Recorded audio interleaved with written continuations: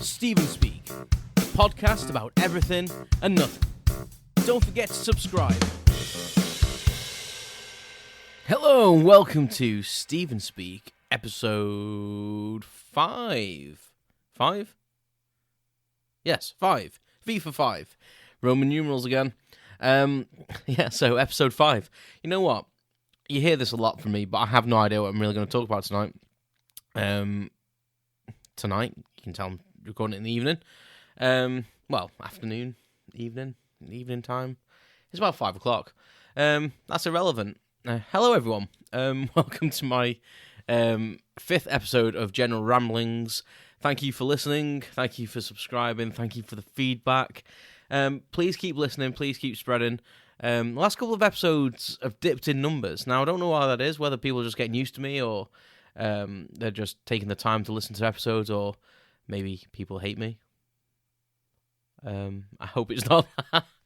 I know I'm probably a unique choice for you to listen to because of the way this is all formatted, and you have kind of no idea of what the format will be or what the topic will be. But that's me, you know. And as much as I would love like 1,000 people to listen to me every week, I understand that's not going to be the case. So, for the ones of you who are, does that even make sense? Did that make sense? The ones of you who are, is that a sentence? As a wannabe writer, I suppose I should know if that's a sentence or not. Anyway, for the people that do listen, this is for you. And even if there's only one of you out there listening right now, that's fine. As long as this gives you a bit of joy, that's what I'm doing it for. It's giving me joy. And as I've said in many before, it's pleasing me to do. I'm sat here tonight, kind of with no idea of what I'm going to talk about, if I'm honest with you, which is unique, really, because normally I have some sort of inspiration, but I've been thinking about a lot of things this week. Excuse me. I'm drinking beer while I'm doing this. Again, I think I'm getting more relaxed about it, and I'm seeing it a bit more of a chat as well, so even more so than the first episode, so I've decided I need something to drink while I'm doing it sometimes, because I do get a bit hoarse. And tonight's is a light beer, Budweiser, the king of beers. So excuse me while I take the sip every so often. But I'll try to refrain from doing that too much. But I normally have an idea, normally what I'm going to talk about. I'll think about things, and something will stick in my brain. But this week I've had quite a lot of ideas. And I've been toying with the idea of guests, so maybe that's what I should talk about. I don't know. Anyway, guests. Like, just let me know if you want me to have guests, or if you think it would be a good idea, and if you think that if you've got any ideas for guests that you think that would complement the show or just find interesting, just let me know. I have a couple of people in mind. Some are friends, some are family, and I'm working on something else that could potentially be quite exciting for me. So watch this space for that.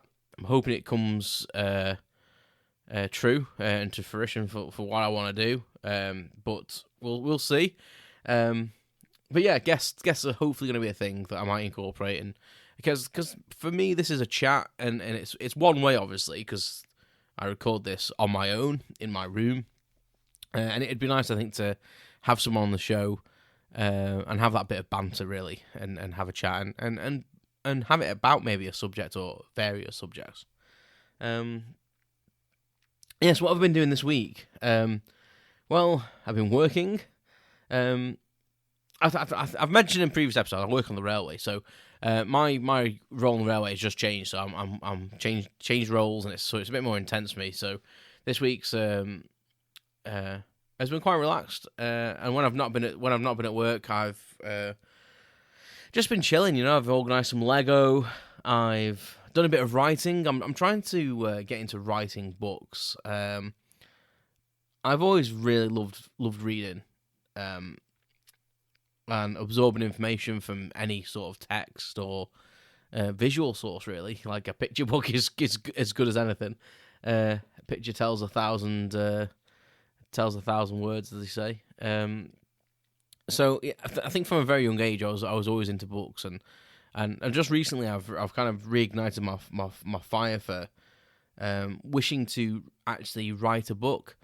And towards the end of last year, I was humming and hawing about this idea, about thinking about these ideas I'd had over the years, and we went away to Northern Ireland to see my mum in, was it March? Yeah, it was March this year, and we went to stay at a really nice golf resort, is that what you call them?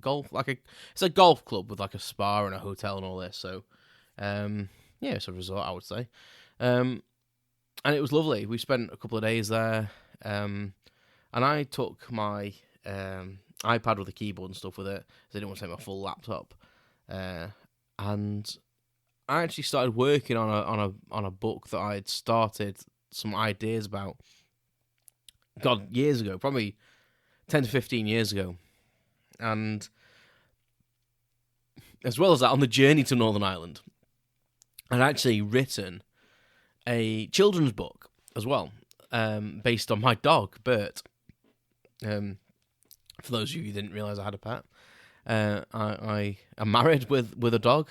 That's the family at the moment, working on a child, a human child, as opposed to an alien child, obviously. Yeah, so I wrote this on the ferry. We went on an overnight sailing because it's cheaper, and we kind of like doing that. It feels a bit more of an adventure. It's normally a little bit quieter as well. So we went on the overnight ferry, and I've been toying with the idea of like writing a book, and I'd mentioned like to Sarah a couple of times that like our dog is that much of a character. He could be a children's book, and I'd mentioned this idea about him to her, and she says, "No, you really should try and do that." So this night on the ferry, I decided to do that, and I actually have written a book. It is a children's book. It's called Bert's Nose, and it is basically about him sniffing everything, because he does that. Yeah, so I think that spurred me on a little bit when I got, I'd written it, and I was like, actually that's pretty good. I kind of like that. It kind of rhymes a little bit, like I think a good children's book should do. It's kind of comical in places. Yeah, and I think when I get the right illustrations with it, I think it'll look bloody wonderful. And I actually do have someone in lined up to actually illustrate it who's local, which is really good. I can't wait for her to. We're gonna have a little meeting. I can't wait for her to actually see the book and get some inspiration. Hopefully, she can come up with some wonderful drawings for it, and then fingers crossed, like maybe I can get it published, which would be really, really cool.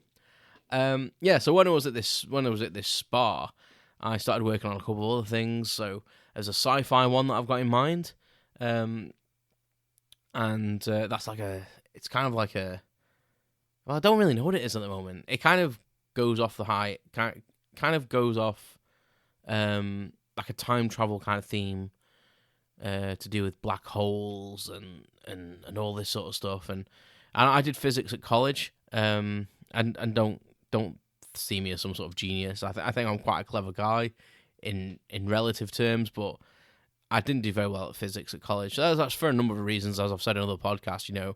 I found alcohol and girls and skipped lessons and tried a bit. Probably didn't try as hard as I should have done. One, because I found it hard, and I realised that some of the fundamentals we should have learned in school I didn't learn because we'd had multiple different teachers. So the system let me down a little bit there. But also mainly because I found it a bit hard, and I just was like, "There's women over there. There's girls I can be going chatting to." And again, I'd worked so hard through school. I think I'd lost that edge of wanting to learn. So, but I really enjoyed physics. There was some bits of it that I was really, really good at, like the whole theoretical physics stuff. Like I could grasp, but when it came to doing the maths, that's where I fell down. Yeah, the math side of it was just not my strong point, and I kind of knew that going in. Like I think I've always found maths boring, so I never really focused on it. I just did the minimum. But when you start getting to that level, you have to have all them fundamentals, and you have to be able to do maths really. And I struggled a little bit, and I started losing that little bit of fundamentals from my schoolwork as well that we apparently hadn't been taught. I was kind of on the back foot, and I think that combined with me maturing a little bit and getting into that world of ladies, then I think kind of put the kibosh on that learning. But I digress as normal. But that interest and that love of physics and the kind of mind-boggling facts and things kind of inspired me. And I kind of had the idea. It was when I was doing one of my early jobs in my railway career, and I was a signaller. So a signaller basically controls trains. So the driver obviously reads the signals like you would in a car, but then the signaler's not the one that's actually changing the points and routing the trains and keeping them safe, making sure they basically get to where they're going. And this was like in the early 2000s, so probably around 2004 to 2006 maybe. So God, yeah, it's like 18 years ago potentially, which is really scary. What I used to do on night shifts, because where I was, my first early signal boxes, they're quite quiet, so not many trains at night, if any. So I would read books, obviously, and I would come up with ideas, write songs. I'm a little bit of a musician, probably more so then as well, because I used to, in my spare time, used to actually practice rather than just stare at them and have a bit of a play every so often. I actually used to try, and if I came up with like an idea, even if it was just like a passing thought, I used to write it down. And I've got notebooks all over the place with just random thoughts, actually, really. Just random things that used to go through my head, and I'd write a page of like, oh, I thought about this today, such and such and such and such. And it was just one night in work, and I just had this, I think I was reading The Brief History of Time again, by Stephen Hawking. And if you haven't read that book, it's astounding. And even if you have no concept of physics, please read it. Like, you will be confused half the time, but Stephen Hawking has a good ability to try to put it in layman's terms as he can. But it's just a fantastic book. And I was reading that again, and I came up with like kind of a sci-fi idea for a film, kind of novel kind of thing. And I was thinking, that's kind of actually a good idea. And I kind of gave myself a bit of a pat on the back and thought, yes, that could be something. So I've scribbled a few notes down and kind of wrote kind of a concept of it.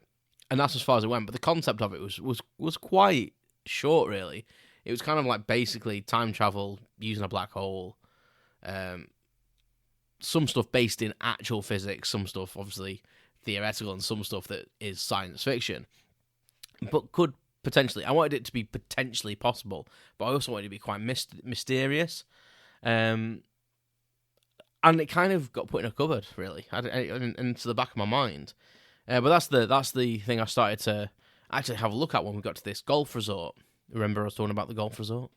So when I got to this golf resort, I said to Sarah, she loves just chilling out in the spa and stuff like that. I'm a fidget, as you can imagine. I'm a nightmare.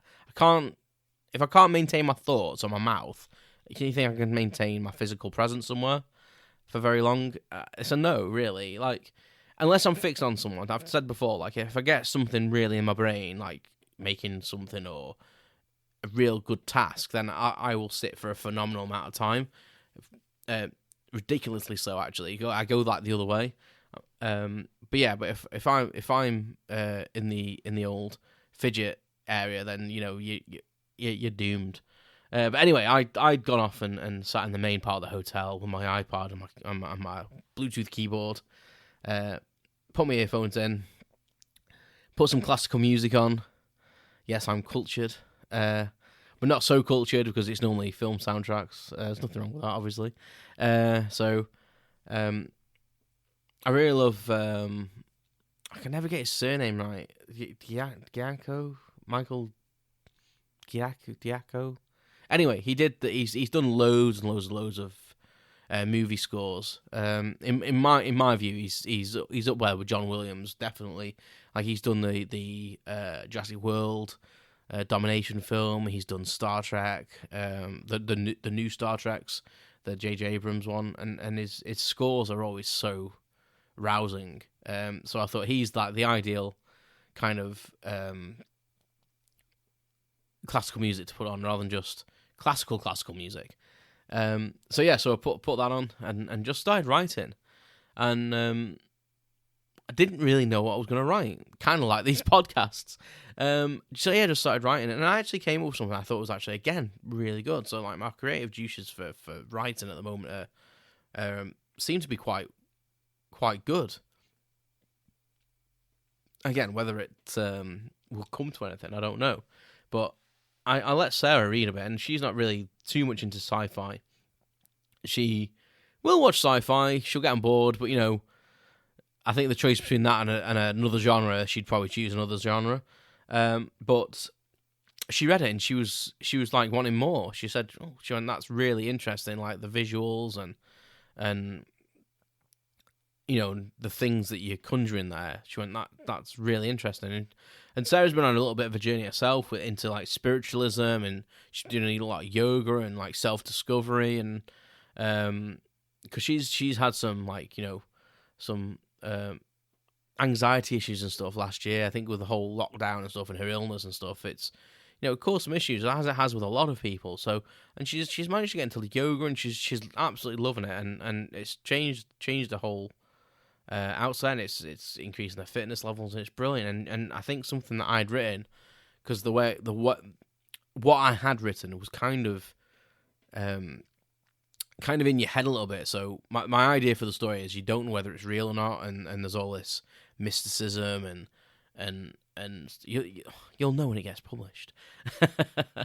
You'll be able to read it yourself. But she kind of found that fascinating, because it resonated with her of what she was up to at the time, and I was quite impressed, because I was thinking that she was going to read it and go, yeah, that's fine, yeah, that's all right, that is.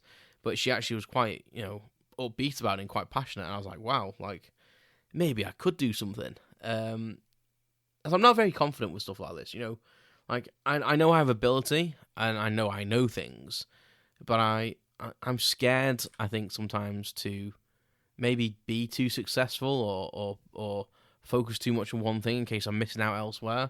And I was thinking about this the other day, to be honest, about all my creativity stuff, is that I do self-sabotage, and I've said this previously, that I feel like that, I don't know, I always try and stop myself attaining things.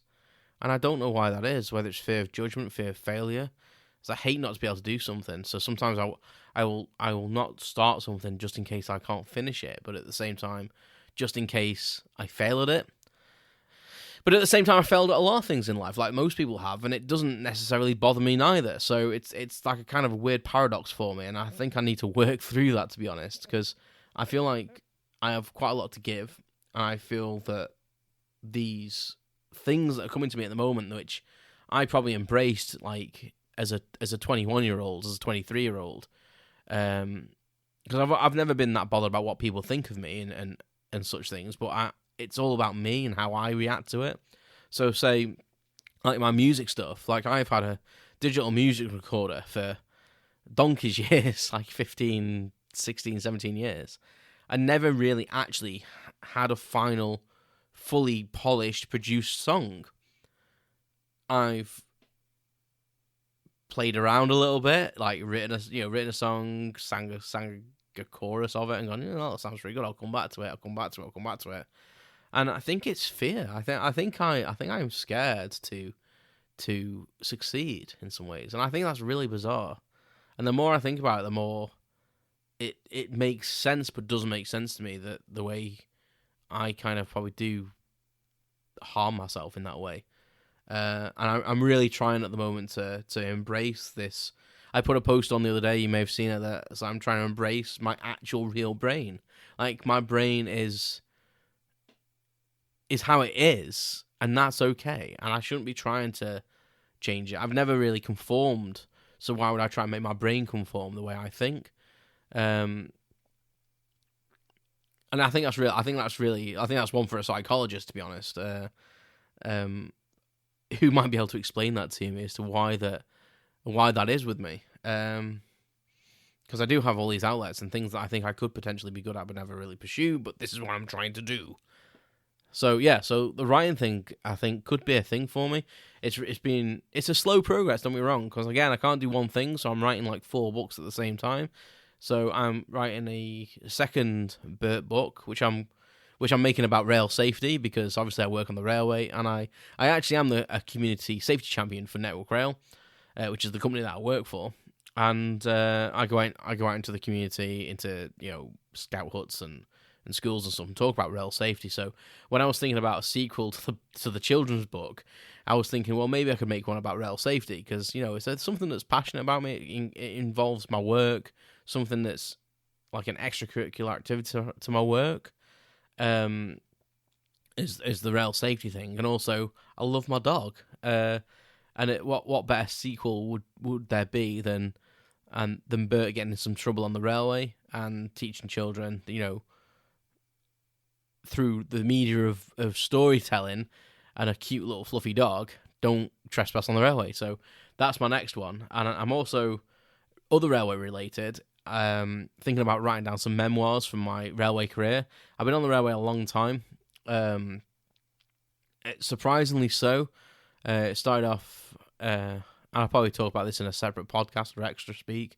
It's just started off as a temporary placement for me. Really, it was kind of like a part-time job while at college, and then it turned into a stopgap while I decided what I wanted to do. Really, because I was meant to join the army, and then ended up that failed. Again, there's an episode there, and then it just became my job, and then I've progressed through, and I've been on the railway like 20 years. It's 21 years this year, which is crazy. And I still feel 21, let alone hadn't been on the same career path for 21 years. I need to put my teeth back in, and it's not the beer. I've not even drank hardly any of it. But I think it's really bizarre that I've been on the railway that long. Anyway, but the book is about the things I've experienced in my railway career. Probably mainly for the first 2.5-3 years with customer service, because I started my railway career on Crewe Station as a customer service assistant, and I worked at several different places. I went to Stoke once or twice, Stafford bunch of times. I worked at Manchester Piccadilly for quite a prolonged period of time, on and off, but mainly Crewe. And so that book is it's not really got a title at the moment. It's Memoirs of a Porter, it's called at the moment, and Other Railway Stories, which is just a working title. I just had to call it something. And it may stay like that, you never know. It may stay like that. And it's just stories. It's just going to be a collection of stories about, of me, really, and the experience of mainly customer service, but my experience on the railway. And some of it might be quite sensitive, so it won't contain actual people. But I think it's just to get it out there. The railway is such a massive industry, and there's such a vast array of jobs. But I don't think people sometimes see the other side of it. And customer service wise, you get treated like absolute shit, to be honest, by people. And I might even read an excerpt from it, on one of my extra speaks, I think, of one of the chapters that I've written about someone speaking to you like crap. And it's your job to kind of deflect from the poor customer service sometimes that people get, or the delayed trains, but there's no excuse for someone treating you like they've stepped in you. And it shocked me when I joined the railway, actually, that people could be that disrespectful and hurtful and just downright rude, really. They just don't see you as a person, and that's kind of a sad thing, really. So yeah, that's what that book's about, and I'm hoping that hopefully that one will get published as well. I'm not writing them thinking that'll be nice to keep on computer. I'm writing them because I would love them to be published, and obviously I've got this sci-fi one going on, so I've written one Bert one. There's a sequel in the works, and I've got this sci-fi one, in this railway real life one. And it's really sparking something in my brain, and my brain's changing, and I think Sarah can see that. I think me being more relaxed about everything and just embracing how I feel. If I want to dance around the kitchen, I will do, because why shouldn't I? I have been over the past 10 years, restricting myself. And maybe that's because some of the relationships I've had, maybe I've felt restricted, and maybe I've always felt more relaxed with Sarah. She's really made me feel like me, but I think I may be conditioned a little bit rein myself in, and I'm feeling more free, which is nice. And this podcast's really helping, so I hope that's going across. But yeah, I just feel very free at the moment, and it's nice to have the outlets that I do. I feel very lucky and very honoured to be able to do that, and I feel like it's a whole. I feel like I'm an entertainer. I will say that. It's hard for me to say that, but I see programs about different people, and I very much relate to a lot of the things. I was going to say some, but it's a lot of the things that are in the things that I see or read on the internet. So I've always been quite an entertainer. I've always done like drama and music and stuff like that, and again, self-sabotage, because I think I probably could have gone into that as a career, to be honest, especially the drama. I really think I had a knack for that. I remember I did a play at Crewe Lyceum when I was like 16. I did Bugsy Malone at the Lyceum, and anyone that knows me probably remember that I used to be called Bugsy at school a lot, because I did Bugsy Malone at school, and then went and played Bugsy Malone, actually, in the one at school. The lead role, I was very honoured. And then they advertised that they were going to do a proper stage production, actually, at the theatre. They was going to have a West End director and all this sort of stuff. And I was like, well, I've just been in Bugsy Malone, that's ace. So I actually went to the auditions thinking I was going to get the part of Bugsy, but I got the part of Fat Sam, which I was quite offended about. But I embraced it, and I remember one of the reviews said, Stephen Kay, the next Anthony Hopkins, which I was kind of offended at the time, because obviously Anthony Hopkins was like this old actor. But I think as an adult, I realised like that what a compliment that was. But my brother was always into the acting stuff, and I thought I can't be an actor or anything like that, do anything entertainery really, because that's what my brother does. That's his vibe. I'm meant to be the academic one, so I'm going to have some, academia behind me and do something proper. But first, I want to go in the army, so that was my first love. And then when I come out of the army, I'll get a proper job, and that'll be me. My brother is the thespian, and it's strange. Like even probably back then, I was kind of like thinking about self-sabotage. But yeah, the whole entertainment thing, it's kind of fundamental to me. And anyone that knows me again, and Sarah will say that I never shy away from like trying to make people laugh and just being a bit of the life and soul, really. And it doesn't necessarily embarrass me. I sometimes need a bit of goading, but as soon as I think, if I feel it's going to benefit someone, and that's when I'll do it. So if we're at a party, no one's dancing, and someone comes up to me and says, Steve, no one's dancing, would you want to dance? Now I might say, no, I'm all right. But if I see them sad because of that, because I've said no, or they say, oh, come on, Steve, please, like, I want people to dance, I'll be like, okay, then I'll do it for you, and I'll go and make a show of myself. And even if I look ridiculous, I don't care, because it's for the benefit of others, and maybe that's bad for the detriment of me, but I don't know. But that's just how I feel about things, and I do feel like I'm a bit of an entertainer. And when I've watched these documentaries about people in the entertainment industry, I do kind of think, I've kind of got that mindset where I just want to make people smile and joyful, really. So I'm not saying I'm going to become a bloody actor, like, don't get me wrong, but I feel like I need to pursue these things that are not restrict them, that make me feel good and make others feel good. Yeah, and I just want to carry on this kind of like this upwardly mobile, self-expression. It's really changing my brain. It's really helping. I think I feel a bit more youthful. Strangely enough, it's taken me back to a more probably childlike, carefree kind of environment in myself, because I'm doing things that I want to do, and I am privileged for that. I feel like that's a privilege. Yeah, fair enough. I have the old 9-to-5 job, which is quite a responsible job, and I have to knuckle down when I'm there. But fundamentally, when I'm not there, I'm free to do all these things, and I'm lucky enough that I have got the technology and the slight bit of talent that I can put these things out there.